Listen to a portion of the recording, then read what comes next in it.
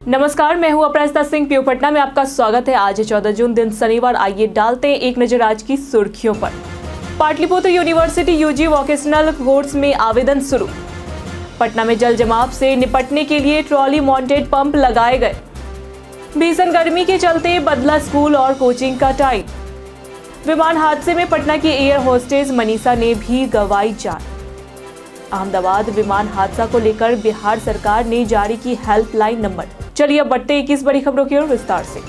PPU UG vocational course में आवेदन शुरू। अंतिम तारीख 27 जून। पाटलिपुत्र यूनिवर्सिटी में यूजी वोकेशनल कोर्स में आवेदन प्रक्रिया शुरू हो गई है। इच्छुक छात्र 27 जून तक यूनिवर्सिटी के पोर्टल पर आवेदन कर सकते हैं। आवेदन शुल्क जनरल बीसी के लिए 1100 रुपये और SC ST के लिए 750 रुपये है। पहली मेरिट लिस्ट 1 जुलाई को जारी होगी। एडमिशन 7 जुलाई तक और नामांकन 8 जुलाई तक होगा। दूसरी और तीसरी मेरिट लिस्ट 10 और 18 जुलाई को आएगी। नया सत्र 24 जुलाई से शुरू होगा। नामांकन में विभिन्न कोटा जैसे NRI, डोनर, खेल आदि के लिए भी अवसर है।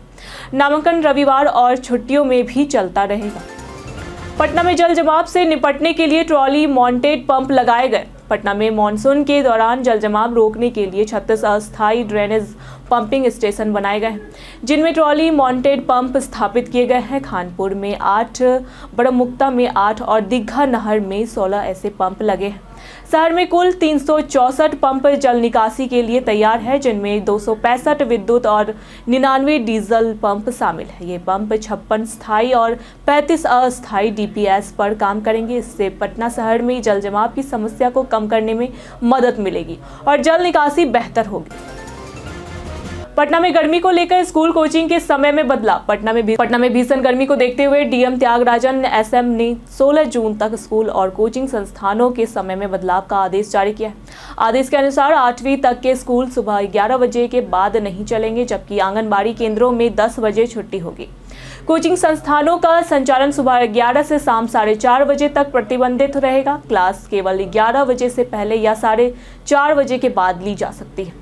यह आदेश सभी सरकारी और निजी शिक्षण संस्थानों पर लागू है। खबरों की ओर आगे बढ़ने से पहले एक महत्वपूर्ण बात, अगर आपको हमारी अपडेट्स और जानकारी पसंद आ रही है तो क्यों ना आप अपने प्योर पटना चैनल को सब्सक्राइब कर लें। साथ ही बेल आइकन दबाना ना भूलें, ताकि आपको सारे वीडियो के नोटिफिकेशन मिलते रहे और इस तरह आप हमारे वीडियो और खबरों से भी हमेशा जुड़े रहेंगे।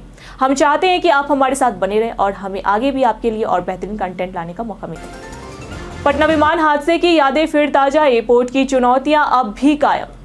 पटना के गर्दनी बाग में 17 जुलाई 2000 को अलायंस एयर का विमान लैंडिंग से ठीक पहले गिर गया था, जिसमें 66 से अधिक लोगों की मृत्यु हो गई थी। यह विमान कोलकाता से दिल्ली जा रहा था और पटना एयरपोर्ट के छोटे रनवे और आसपास के चिड़ियाघर तथा सचिवालय टावर की वजह से लैंडिंग मुश्किल होती है। एयरपोर्ट के पास पक्षियों के आ जाने से भी कई बार विमान टकराव के मामले सामने आए हैं। हाल ही में अहमदाबाद में एयर इंडिया के क्रैश ने पटना के इस हादसे की यादें फिर से ताज़ा कर दी।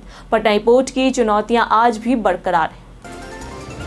मीठापुर में बन रहा आधुनिक कॉमन सर्विस सेंटर। पटना के मीठापुर में 30 करोड़ रुपए की लागत से 26,000 वर्ग फुट में G+2 बिल्डिंग वाला कॉमन सर्विस सेंटर जुलाई तक बनकर तैयार हो जाएगा। इसमें बैंक, पोस्ट ऑफिस, ATM, नगर निगम office, salon, beauty parlour, convenience store और स्टेशनरी शॉप जैसी सुविधाएं उपलब्ध होगी। यहाँ ओपन एयर थिएटर और कैफे भी होंगे। मीठापुर मेट्रो से जुड़ने वाला इलाका है और सेंटर में जल जमाव रोकने के लिए ड्रेनेज व्यवस्था मीठापुर STP से कनेक्ट की जाएगी। यह सेंटर खासकर स्टूडेंट्स और स्थानीय लोगों की जरूरतों को पूरा करेगा। विमान हादसे में पटना की एयर होस्टेस मनीषा ने भी गंवाई जान। हाल ही में एयर इंडिया की अहमदाबाद से लंदन जा रही फ्लाइट्स AI 171 हादसे का शिकार हो गई, जिसमें 260 से अधिक लोगों की मृत्यु हो गई। मृतकों में पटना की एयर होस्टेस मनीषा थापा भी शामिल थी, जो फुलवारी शरीफ की रहने वाली थी। हादसा टेक ऑफ के कुछ ही मिनट बाद हुआ, जब विमान मेडिकल कॉलेज के हॉस्टल से टकराकर मेज पर जा गिरा। मनीषा अपनी ड्यूटी को लेकर बेहद समर्पित थी। एकमात्र यात्री विश्वास कुमार रमेश जीवित बचे। घटना की जानकारी मिलते ही मनीषा के स्वजन अहमदाबाद रवाना हो गए। पटना से भोपाल के बीच दौड़ेगी वंदे भारत एक्सप्रेस। पटना और भोपाल के बीच जल्द शुरू होने वाली वंदे भारत एक्सप्रेस से यात्रियों को तेज और आरामदायक सफर की सुविधा मिलेगी। करीब 1000 किलोमीटर की दूरी अब प्रारंभिक ट्रेनों के 18 से 20 घंटे की बजाय सिर्फ 11 से 13 घंटे में पूरी होगी। यह ट्रेन पटना से चलकर वाराणसी, प्रयागराज और सतना होते हुए भोपाल की रानी कमलापति स्टेशन तक जाएगी। इसका बेस दानापुर रेल मंडल रहेगा। इससे बिहार, उत्तर प्रदेश और मध्य प्रदेश की कनेक्टिविटी को नया बल मिलेगा और पटना रेलवे हब के रूप में उभरेगा। अहमदाबाद विमान हादसा को लेकर बिहार सरकार ने जारी की हेल्पलाइन नंबर। बीते गुरुवार दोपहर अहमदाबाद एयरपोर्ट के पास से एयर इंडिया की फ्लाइट दुर्घटनाग्रस्त हो गई। विमान बीजे मेडिकल कॉलेज के डॉक्टरों के आवासीय भवन से टकरा गया, जिसमें सवार 242 में से 241 लोगों की मृत्यु हो गई। हादसे के कारणों की जांच डीजीसीए और एयर इंडिया की तकनीकी टीम कर रही है। इस भीषण दुर्घटना को लेकर बिहार सरकार सतर्क है। यदि किसी बिहार निवासी के प्रभावित होने की जानकारी हो तो आपदा प्रबंधन विभाग ने हेल्पलाइन नंबर 06122294-204 और 06122294-204 और टोल फ्री नंबर 1070 पर तुरंत सूचना देने की अपील की है। विभाग ने कहा कि राहत कार्यों पर लगातार नजर रखी जा रही है और प्रभावित परिवारों को सहायता देने के लिए राज्य सरकार पूरी तरह प्रतिबद्ध है। जनता से अपील की गई है कि कोई भी जानकारी ना छुपाए ताकि त्वरित मदद मिल सके। बिहार के किसी भी कोने से पटना पहुंचेंगे सिर्फ 3 घंटे में। बिहार में यातायात सुधार की दिशा में बड़ा कदम उठाते हुए रेल मंत्रालय ने 223 रेलवे फाटकों पर रोड ओवरब्रिज आरओबी निर्माण की मंजूरी दी है। इससे राज्य के किसी भी हिस्से से पटना तक अधिकतम 3.5 घंटे में पहुंचना संभव होगा। 12 आरओबी और स्वीकृति मिल चुकी है, 48 के डीपीआर तैयार हैं और 112 पर काम जारी है। इस परियोजना से जाम की समस्या घटेगी और यात्रा अधिक तेज और सुरक्षित होगी। राज्य सरकार रेलवे को हर संभव तकनीकी व प्रशासनिक सहयोग दे रही है। करबेगिया फ्लाईओवर का निर्माण फिर से शुरू होगा। 3 साल से रुका करबेगिया फ्लाईओवर का काम अब 30 जून 2026 तक पूरा किया जाएगा। पुल की लंबाई 1730 मीटर है और इसके लिए 169 करोड़ रुपए अतिरिक्त मंजूर किए गए। 2015 में शुरू हुए इस प्रोजेक्ट की लागत बढ़कर 292.74 करोड़ हो गई है। गुजरात की एजेंसी द्वारा नया डिजाइन मंजूर हो चुका है। इस फ्लाईओवर से मीठापुर, कंकड़बाग और राजेंद्र नगर के बीच जाम कम होगा और आवागमन आसान होगा। मीठापुर से कंकड़बाग तक एलिवेटेड रोड और रोटरी भी बनेगी, जिससे यातायात बेहतर होगा। अशोक राजपथ डबल डेकर पुल की सुरक्षा पर खतरा। अशोक राजपथ पर हाल ही में बने डबल डेकर पुल का उद्घाटन मुख्यमंत्री नीतीश कुमार ने किया था, लेकिन अगले ही दिन कुछ बदमाशों ने पुल की सुरक्षा रेलिंग के नट बोल्ट खोलना शुरू कर दिया। इस घटना का वीडियो सोशल मीडिया पर वायरल हो गया, जिसमें 4-5 युवक बोल्ट खोलते हुए नजर आ रहे हैं। नट बोल्ट खोलना पुल की सुरक्षा के लिए गंभीर खतरा हो सकता है, खासकर तेज हवा या बारिश के समय। इस मामले की जांच और सुरक्षा कड़ी करने की जरूरत जताई जा रही है। तारामंडल में बनेगा एस्ट्रो पार्क। पटना के तारामंडल में जल्द ही एस्ट्रो पार्क तैयार किया जाएगा, जो के लिए अंतरिक्ष और विज्ञान को आसान और मनोरंजन बनाने वाले इंटरैक्टिव मॉडल लगाए जाएंगे। इस पार्क में बच्चे न केवल विज्ञान की जानकारी हासिल करेंगे, बल्कि खुद मॉडल बनाकर फिजिक्स और अंतरिक्ष विज्ञान के कॉन्सेप्ट को व्यवहारिक रूप से समझ पाएंगे। इस पार्क में बच्चे न केवल विज्ञान की जानकारी हासिल करेंगे, बल्कि खुद मॉडल बनाकर फिजिक्स और अंतरिक्ष विज्ञान के कॉन्सेप्ट को व्यवहारिक रूप से समझ पाएंगे। यह पार्क बच्चों को किताबों से बाहर आकर खेल खेल में ज्ञान प्राप्त करने का अवसर देगा, जिससे विज्ञान की जटिल बातें सरल और मजेदार बन पाएगी।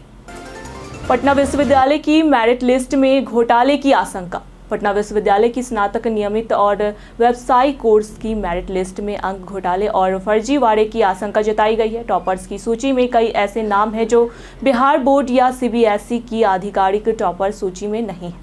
विश्वविद्यालय के डीएसडब्ल्यू अनिल कुमार ने साफ किया है कि जिन छात्रों ने फर्जी अंक भरे और सही प्रमाण पत्र नहीं देंगे, उनका नामांकन नहीं होगा। छात्र संगठनों ने उच्च स्तरीय जांच की मांग की है, ताकि योग्य छात्राओं का हक सुरक्षित रहे। पटना में फिर मिले कोरोना के नए 6 मरीज। पटना में कोरोना संक्रमण के 6 नए मामले सामने आए हैं, जिससे स्वास्थ्य विभाग सतर्क हो गया। IGIMS में इलाज करा रहे 3 मरीजों की जांच रिपोर्ट पॉजिटिव आई है, जबकि 3 अन्य मरीज निजी लैब में संक्रमित पाए गए। अब जिले में कुल 72 सक्रिय केस हैं, जिनमें से 44 निजी लैब से रिपोर्ट हुए हैं। सिविल सर्जन ने कोविड गाइडलाइन जारी कर दी है। संक्रमण से बचाव के लिए मास्क पहनना, हाथ धोना, सामाजिक दूरी बनाए रखना और भीड़ से बचना जरूरी बताया गया है। विभाग ने निजी लैबों की जांच भी शुरू की है।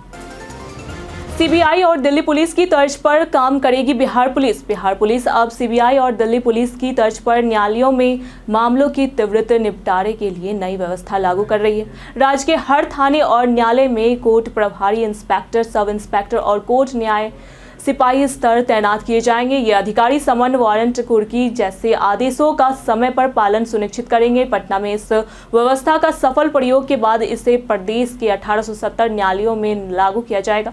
इससे ट्रायल में तेजी आएगी, गवाहों की पेशी बढ़ेगी और अपराधियों को सजा दिलाने की प्रक्रिया मजबूत होगी। आज पटना की पहचान में बात होगी सुशांत सिंह राजपूत की। आज सुशांत सिंह राजपूत की पुण्यतिथि है। इस दिन उनके चाहने वाले उन्हें श्रद्धांजलि अर्पित कर रहे हैं। सुशांत ने टीवी से फिल्मों तक के सफर में अपनी मेहनत, अभिनय कौशल और ईमानदारी से दर्शकों का दिल जीता। MS धोनी, केदारनाथ छिछोरे जैसी फिल्मों में उनका प्रदर्शन हमेशा याद किया जाएगा। वे न सिर्फ एक बेहतरीन कलाकार थे, बल्कि विज्ञान और खगोल शास्त्र के प्रति उनकी रुचि भी युवाओं को प्रेरित करती है। आज उनकी कमी हर दिल को खलती है। हम उन्हें सदा नमन करते हैं और प्रार्थना करते हैं कि उनकी आत्मा को शांति मिले। पटना में बढ़ी गर्मी की तपिश, दिन में 40 डिग्री तक पहुंचा पारा। पटना में गर्मी का प्रकोप लगातार बढ़ता जा रहा है। अधिकतम तापमान 38 से 40 डिग्री सेल्सियस और न्यूनतम तापमान 28 से 30 डिग्री सेल्सियस के बीच दर्ज किया जा रहा है। लू जैसी स्थिति और उमस ने लोगों की परेशानी बढ़ा दी है। दोपहर के समय सड़कों पर सन्नाटा पसरा रहता है, जबकि गर्म हवा और धूप से जनजीवन प्रभावित हो। स्वास्थ्य विशेषज्ञों ने बुजुर्गों, बच्चों और बीमार व्यक्तियों को विशेष सावधानी बरतने की सलाह दी है। मौसम विभाग के अनुसार फिलहाल राहत की कोई उम्मीद नहीं है। घर बैठे राशन कार्ड KYC करे, बस 2 ऐप्स की जरूरत। सरकार ने eKYC अनिवार्य कर दी है ताकि योजनाओं का लाभ सही और पात्र लोगों तक पहुंचे। eKYC ना कराने पर राशन कार्ड रद्द हो सकता है या फ्री राशन मिलना बंद हो सकता है। घर बैठे eKYC करने के लिए आपको मेरा KYC और आधार फेस RD ऐप डाउनलोड करने, आधार नंबर डालकर OTP व कैप्चा भरे, फिर फेस स्कैन कराए। ध्यान रखें कि मोबाइल कैमरा सही काम करे, इंटरनेट कनेक्शन अच्छा हो और आधार से लिंक मोबाइल नंबर आपके पास हो। सफल eKYC के बाद राशन योजना का लाभ जारी रहेगा। छात्रों के लिए खान सर का अनोखा डिनर ऑफर। चर्चित शिक्षक खान सर इन दिनों अपनी शादी और स्टूडेंट्स के लिए आयोजित महाभोज को लेकर चर्चा में। 2 जून को ग्रैंड रिसेप्शन के बाद अब वे 25,000 से 30,000 स्टूडेंट्स के लिए विशेष भोज आयोजित करने जा रहे हैं, जिसकी तैयारियां जोर शोर से चल रही है। इस बीच उनका एक वीडियो वायरल हुआ है, जिसमें वे स्टूडेंट्स को कहते हैं कि जो अच्छा रैंक लाएगा और नौकरी पाएगा उसे मैडम और मेरे साथ डिनर करने का मौका मिलेगा। मजाक के अंदाज में उन्होंने कहा कि हमारे हाथ का खा लोगे तो नौकरी वापस कर देंगे, इसलिए डिनर मैडम बनाएगी। खान सर अपने स्टूडेंट्स को परिवार मानते हैं और उन्हें प्रेरित करने के लिए इस तरह के खास वादे करते हैं। भोज की तारीख और स्थान जल्द ही घोषित किया जाएगा। कई कारणों से दर्ज है भारत के इतिहास में आज की तारीख 14 जून। इतिहास के पन्नों में कई महत्वपूर्ण घटनाओं और व्यक्तित्व से जुड़ा हुआ दिन है। 2010 में इसी दिन सिंगापुर में पहले यूथ ओलंपिक गेम्स का उद्घाटन हुआ था। 1916 में पुणे में सर परशुराम भाऊ कॉलेज की स्थापना हुई थी। 2005 में हलियोस एयरवेज फ्लाइट्स 522 ग्रीस में दुर्घटनाग्रस्त हुई, जिसमें 121 लोग मारे गए थे। इसी दिन उद्योगपति कुमार मंगलम बिरला, अभिनेता शेखर सुमन और वैज्ञानिक सतीश चंद्र दास गुप्ता का जन्म हुआ था। 2020 में इसी दिन लोकप्रिय अभिनेता सुशांत सिंह राजपूत का निधन हुआ, जिन्होंने MS धोनी, केदारनाथ जैसी फिल्मों से भारतीय सिनेमा में अपनी अलग पहचान बनाई। पटना से सिर्फ 30 मिनट की दूरी 1000 लोगों को काम पर लगाया जाएगा। बिहटा एयरपोर्ट का पहला चरण जल्द शुरू होगा, जिसमें यात्री terminal, service block, fire station और बैगेज सिस्टम का निर्माण शामिल है। कार्य मार्च 2027 तक पूरा होगा, जिसमें 1000 लोग काम करेंगे।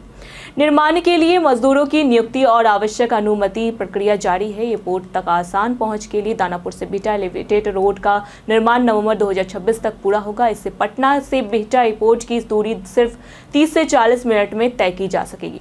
108 एकड़ में बाउंड्री बन चुकी है, बाकी हिस्से में कार्य प्रगति पर। बीते दिनों जिन्होंने हमारे वीडियो पे लाइक और कमेंट किए थे उनके नाम है Bablu Kumar, Swastik Kumar, Abodh Kumar, Arvind Sinha, Manoj Das, Mohammad Sanaullah, DC Lancer, Anoop mastermind, Sanjeev Kumar, Rajak Kumar, Soni Kumari, Vinay Kumar, Dhruv Kumar, Alpesh Raj. इसी के साथ बढ़ते हैं आज के सवाल की ओर। क्या पुलों की सुरक्षा के लिए निगरानी बढ़नी चाहिए? आप अपना जवाब हमें हमारे कमेंट में जरूर दें। ऐसी जानकारी के लिए देखते रहे प्योर पटना। और साथ ही अगर आप यूट्यूब चैनल पर देख रहे हैं तो चैनल को सब्सक्राइब कर लें। साथ ही अगर आप फेसबुक पेज पर देख रहे हैं तो लाइक और फॉलो कर लें।